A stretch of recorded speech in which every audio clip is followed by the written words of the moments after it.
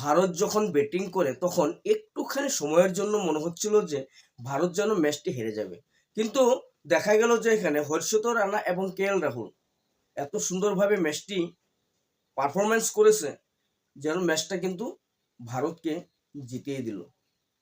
এখানে দেখা গেল যে বিরাট কোহলি 93 রানের একটা খুব সুন্দর একটা ইনিংস খেলেছে, বিশাল একটা ইনিংস খেলেছে, অনেকটা ভালো লেগেছে। মাত্র 7 রানের জন্য কিন্তু সেঞ্চুরি করতে পারলো না, এটা একটা দুঃখের বিষয়। তবে এখানে দেখা গেল যে শ্রেয়স আয়ারও খুব সুন্দর একটি পারফরমেন্স করেছে। তারপরে দেখা গেল রোহিত শর্মাও মোটামুটি খেলেছে। তারপরে এখানে দেখা গেল শুভমন গিলও 56 রানের একটা সুন্দর একটা ইনিংস খেলেছে, ভালো লেগেছে।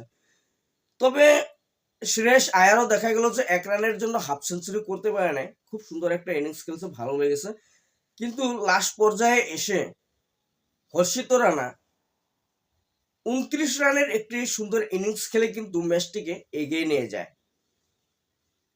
এবং দেখা গেল যে কেএল রাহুল ম্যাচটি খুব সুন্দরভাবে 29 রানের একটি ইনিংস খেলে এবং ম্যাচটিকে কিন্তু খুব সুন্দরভাবে জিতিয়ে দেয়।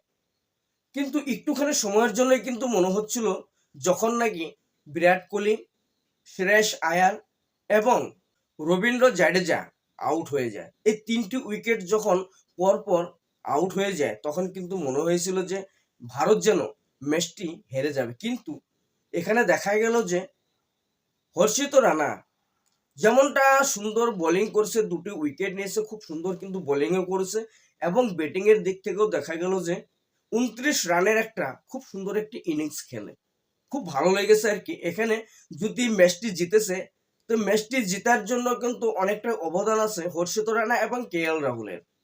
ম্যাচটি জেতার জন্য খুব কষ্ট করেছে এই দুটি ব্যাটসম্যানে লাস্ট পর্যায়ে। ম্যাচটা মোর যখন ঘুরে গিয়েছিল যে হেরে যাবে অবস্থা হয়ে গিয়েছিল, তখন কিন্তু দেখা গেল যে এই দুটি ব্যাটসম্যানে মোড়টি ঘুরিয়ে দেয়।